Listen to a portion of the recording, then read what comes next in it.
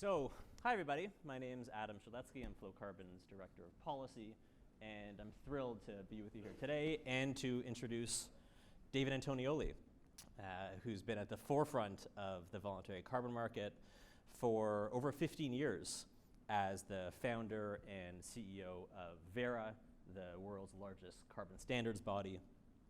Today, he's going to speak about his reflections on his 15-year journey, what insights he's gleaned.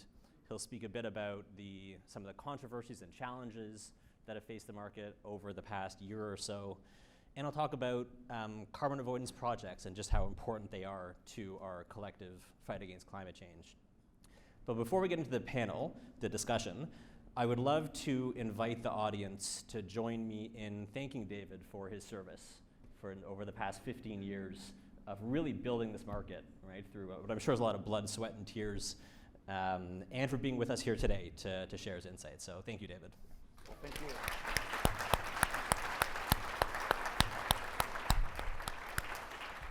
Thank you, Adam. And thank you for the invitation to be here today. It's a real honor to Flowcarbon. And so then thank you, everybody. That means a lot. Thanks, David. So before we get into the first question, just want to set the stage a little bit in terms of carbon avoidance versus carbon removal, right? As Dana mentioned, we have a lot of carbon curious folks in the room, so I want to make sure everyone's operating from a similar level of kind of baseline information. So carbon avoidance project is when you are avoiding emissions that would have taken place but for the carbon project. Whereas a carbon removal project is when you're actually removing carbon that already exists in the atmosphere. So the easiest example of this is with a tree, right? If you're protecting a tree that was at risk of being cut down, you are avoiding the emissions that would have happened when the tree was cut down. On the other hand, if you plant a tree, then as the tree grows, it actually sucks carbon out of the atmosphere, so you are removing carbon from the atmosphere. And over the past year or so, there's been quite a lot of momentum towards carbon removals, right? There's been some controversies about carbon avoidance credits. Do they live up to the promise of actually reducing a full ton of carbon from that otherwise would have taken place?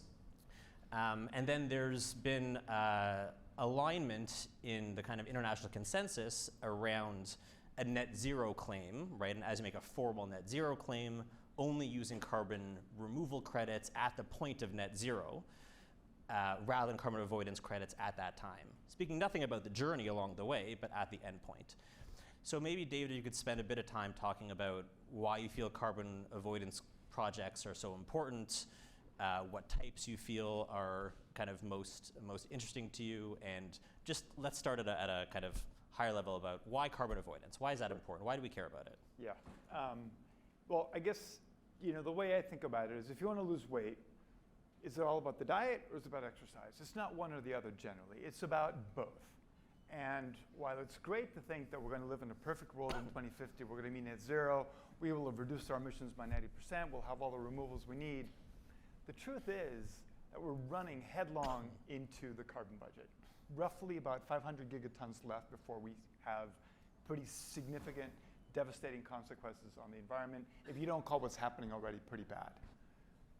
We emit about 60 gigatons a year. You do the math. That's about 8+ years, maybe longer if we do start decarbonizing. So we're running headlong into this carbon budget. And so it's great to think, oh yeah, in 2050 we'll have all the removals we need. But the truth is that every single emission that we put in the atmosphere means another removal that we're going to have to take out. Right now, removals are very few. Some of them can be very costly. So let's think about this in a holistic way. So to me, the decision about removals or avoidance is kind of like, which is your favorite child? It's an impossible question to answer. We need to do both. And I think that there's a rationale for doing both. I think, we're now in a situation where we think that there's a clearer rationale for removals. Yeah, we'll have emissions, we're moving, great. The baseline issues are simpler. But I think as Annette pointed out, this is a new market. We're in the process of figuring things out. If you think about like double entry bookkeeping, those concepts were first mooted in ancient Greece and Rome. And it didn't take until like the Middle Ages in 1494 actually, when this was actually put to paper. Now I'm not proposing that it would take 1,500 years to figure out the accounting for carbon, but we have to recognize that this is an evolving market and that there's really an atmospheric imperative to stop using the atmosphere as an open sewer. Yeah, I think that, many of us in this room, and I think in the broader market, are aligned that carbon avoidance is absolutely critical, right? It seems like the challenge is more the details of how to provide the right framework that really incents corporations to buy credits, both spot and also future, right, long term, and compelling investors to put in the tens and tens of billions of dollars that are needed.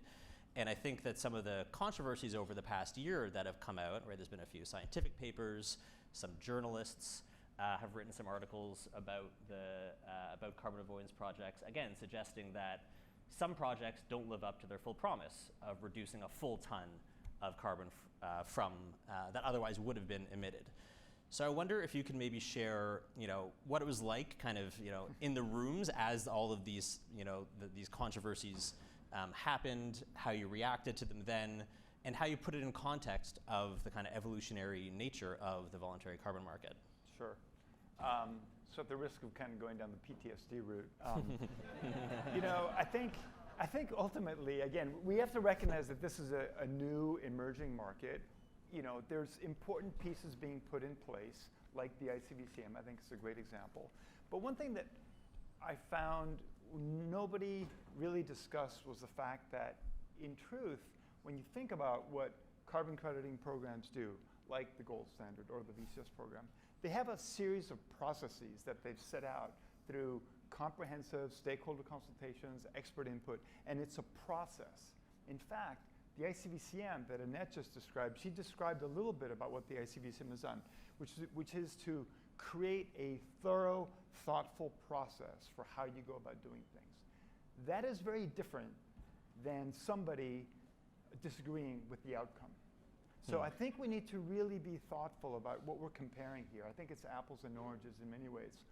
People will disagree. Some people will think that this thing isn't the right thing. It doesn't have additionality or whatever. But the truth is that we have to trust process. If we can't trust the process, then we can throw the whole thing out the window. But I think we need to be very mindful of the fact that kind of the crediting programs, now the ICVCM, has a thorough process in place to ensure that the credits are real and that they do what they say they're going to do. And I think that's really, really important because ultimately it is about process. Not everybody's going to agree with it. Yes, someone's going to disagree or think that something isn't quite right. But if we have a thoughtful, rigorous process, then we should trust the outcome. And I think that's what's going to hold the market in good stead going forward. It's a really interesting perspective, the focus on the process, because what you read about in the papers is the outcome, right? There's very little discussion about the process. And I guess what some detractors may say is, if corporations made really bold claims about, for example, carbon neutrality, and then it turns out that maybe it wasn't actually a full ton, maybe it was 0.8, maybe it was 0.7, despite the best process. And I guess that's kind of what these integrity initiatives, ICVCM and the VCMI, are trying to thread that needle, right? Of how do you find the right kind of incentive framework to generate the billions and billions and tens of billions of dollars that we need without jeopardizing the kind of decarbonization pathway that everyone knows that corporations need to be on. Yeah, absolutely. I think, and I think the ICVCM and the VCMI, I think, are great initiatives because they will provide that confidence that the market needs. And I think it's good for the greenhouse gas crediting programs to be held to account. So we're going to assess what you do, and I think it serves kind of an uber regulatory role, and I think that's a great thing.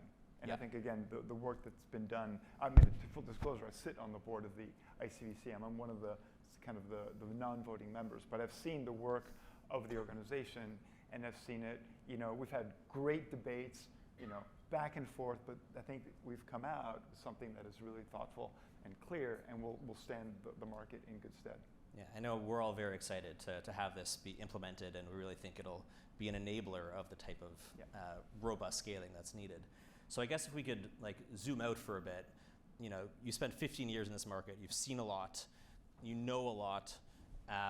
What are your key reflections on your time in the market, where the market's at now, and what needs to happen to really enable the the scale that we all know is needed, right? A $2 billion market is not material in terms of the global fight against climate change, right? We have to get to tens, hundreds of billions of dollars. So what have you learned? Share with all of us your views of where the market needs to go. Okay. No pressure. No pressure, yeah. So I mean, I think there's two aspects to this. There's one is kind of the rah-rah, markets are good, and I can talk about them a little bit, but I do think there's some homework that we need to do. So let me start with the first one. I think, we're way too defensive.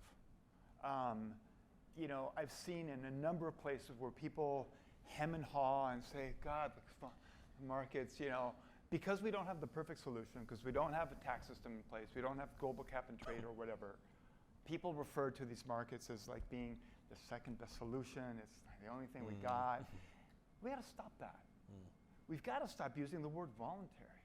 So I got to credit my wife, who is way smarter than I am. About 2 months ago, we're talking, and she said, so why do you guys keep using the word voluntary? And I go into the, wow, you got to separate it, differentiate it from the compliance markets. She's like, do you realize what voluntary does? That word makes it sound like you're holding it together with strings and duct tape. And she was absolutely right. I mean, did you buy those shoes at the voluntary shoe store? No, you didn't. You bought them at a real shoe store. This market is real.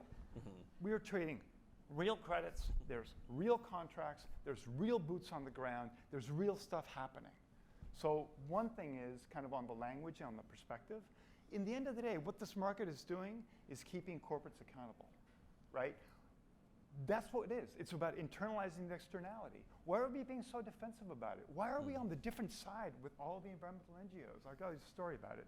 I saw this guy, well, it's a joke, but this guy's selling crabs on the street, right? I've got crabs, and the guy approaches and says, what you got there? Well, I'm selling crabs, but you got 3 buckets. Yeah, well, the different kinds of crabs. Really? Tell me about them. Wait, 2 of them have lids on them, 1 of them doesn't. Oh yeah, well, I'll tell you, the different kinds of crabs. What about those? They have a lid. Well, those are the finance crabs. Those guys are really smart. I mean, they'll figure out how to get out. If I don't have a lid on it, they will figure out each on their own how to get out. Those other guys, why do they have a lid? Oh, those are the oil and gas crabs. You don't know this, but they are really good at collaborating with each other. Are there any real oil and gas regulations? No. That's why, because these guys work together to get their way. And if there was no lid, they'd all collaborate and figure out how to get out. What about the third bucket? How come they don't have a lid? Oh, those are the environmental crabs. They're their own worst enemy. The minute one of them is close to getting out, another one's going to pull it out and bring it right back down. We really are talking about the same thing. We're talking about keeping corporates accountable. Why are we at loggerheads with the environmental NGOs? I think if we start to change our language, we might get there and get closer so that we're not fighting. So that's kind of on the branding, and I'm not a branding guy, but those are just some quick reflections. On the homework side, I think we are stuck with a legacy system that kind of comes from the CDM, where you had a company with an obligation who had to find a project with a credit. And I think that one-for-one thinking about an obsession, which we've constructed, we've created a beautiful castle, right, about how we demonstrate additionality and all that stuff. And that's good from an environmental perspective, but I think that we're stuck in a mode where the underlying premise of carbon needs to be transformed and needs to be thought of in a bigger perspective. To me, the exciting thing about carbon, and Annette mentioned this, was the fact that carbon can be used as a way to transition economies or sectors throughout the economy around the world. Let's think of carbon as being that fulcrum or that added finance that helps ensure that sectors around the world are actually being transformed, so that when the music stops, meaning when carbon finance ends, we know that the activities will still be going. And I think that requires a bit more collaboration with governments, for example. I think it requires us to be a bit more broad in what we're thinking. We still need to make sure that a ton's a ton and that all the accounting works, but I think the underlying premise can be a bit different. I think we need to, if you really think about it, we don't have a theory of change. The theory of change is at the project level. I think we need to be thinking more broadly about how do we make sure that carbon finance helps to effectively transform sectors around the economy. And if we have that as the premise, I think we have a different debate, a different discussion. I think it would be much more motivating for corporates, for example, to get engaged and say, look, we are in the race against time, back to the carbon budget. We need to really, it's not just about investing in a project, although in the end of the day it is, but that investment needs to sit within a broader effort at how we're actually making sure that these sectors of the economy transform and flip. You get to the tipping point where the right thing to do is the thing that everybody does. Interesting. I wonder if, I think we have maybe 2 or 3 minutes, if you're able to maybe give an example to make it a bit more tangible. Right? I know, for example, right now, you know, within Verra, you could have kind of small scale projects, and as long as the kind of percentage of penetration is low enough, then it's easier to kind of go through the process and get your project certified and issue credits. You're talking now about entire sectors that should be transformed via the use of what's the replacement for voluntary carbon market? Is it verified carbon market? Do you have a different name for the voluntary carbon market? What should I call it? Verified carbon market? The carbon market. The carbon market. So can you maybe give an example of kind of how you could see that working in terms of like transforming a sector utilizing the carbon market? Sure. So I think, let's say cook stoves, right? Right now, you know, people can give away cook stoves for free. And that's fine, that's great, that'll stop emissions during the time. But what are we doing to make sure that those cook stoves actually have value, that the users of the cook stoves appreciate the value, and that over time there's a recognition that when the carbon finance ends, there will be an economy around those cook stoves. What are we doing to build local manufacturing and distribution and maintenance capacity so that the costs are brought down and it becomes something that is the natural thing to do? So we don't need carbon finance to support it. I think you can think about, there's some great work done by an academic called Everett Rogers. I'm not sure if anybody's heard about this, but it's called Diffusion of Innovations Technology. And he looked at how do farmers in the US, this is in the 1950s, 1960s, how do they adopt new corn seed? And he came up with a conclusion, some numbers that said, actually, 2.5% of the population, they're just entrepreneurs. They're crazy, they will do stuff all the time because they're just tinkering, trying new stuff. Then the next 13.5% to get you to 16% are kind of the early adopters. They're the folks who, like, when the iPhone comes out, they're standing in line at the Apple store and they're ready to go, or they signed up, they're the first ones to get it. And you know, some of your friends were like that. You might be like that. Then you've got kind of the early majority, like the people who are like, oh yeah, this makes sense, we'll do it. Well, it turns out that there's this huge chasm between the early adopters and the early majority. That's at 16%. Right now in the carbon markets, the standardized methods that you refer to, which are my favorite, I mean, quite frankly, because I think it's about figuring out at what point do you have enough penetration of this technology or this practice that you get to the tipping point and it becomes common practice. What's that magic number? I don't know what that number is. I don't think it's 5%, which is currently the limit that at Verra we set, quite frankly, we set because we didn't really know or we felt like we had to be extra conservative. But I'm not sure that that's the right number. I think if we had some more academic, rigorous theory of change, of how you drive finance at scale to transform sectors of the economy, you might get to the point where you say, look, this activity, is it generally, does it fit this activity? Does it meet a set of eligibility criteria? If it does, then off you go until you reach that 16% or whatever that number is. And we can drive a lot more finance to the sector. And then you don't have to create a 100-page PhD level type document to justify your project, which then needs to be audited, right? Which creates a huge backlog problem. So I think there's much smarter ways of working and better ways of making sure that we drive the finance that we need to fundamentally transform the sectors of the economy and get us to a long-term sustainable future. It's very exciting. And I think, you know, I wonder if there's people in this room that disagree, but it sounds very logical, right? We're in this like race against time. We need to mobilize massive amounts of finance. If we could focus on like the tipping point to transform different sectors and just make it a bit easier without sacrificing on the integrity components, that would, you know, really facilitate a lot more financing to flow. So thank you for that. I wonder, we only have a few minutes left, so I guess a kind of two-part question for you to wrap up. One is, it'd be great to know if you're able to share anything with the audience about what's next for you, right? You have a ton of insights, a lot on the go, I know, anything we should be looking forward to, and then any parting words, as Dana mentioned, a lot of carbon curious folks in the audience, professionals, service providers, investors, corporates thinking about getting into the market. What would your parting message be to them? Well, I don't know what I'm going to do when I grow up, so I'll say that up front. I'm still figuring it out. I just came back from a great summer, so I'm figuring that out. But in terms of parting words, I think at its core, this market does fantastic things. I think we need to be motivated by that. I think we need to have some homework to do, like I said, but I think we need to be a lot less defensive about what we're doing, and we need to be talking about these markets about what they really are, which are, again, real contracts, real delivery of real stuff on the ground. And if we really consider where we are in our evolution as a species, we're about to hit some pretty significant atmospheric limitations. And this market's doing great stuff. So I think we need to keep doing what we're doing. We need to be thoughtful about how we go about it. We need to support initiatives like the ICVCM.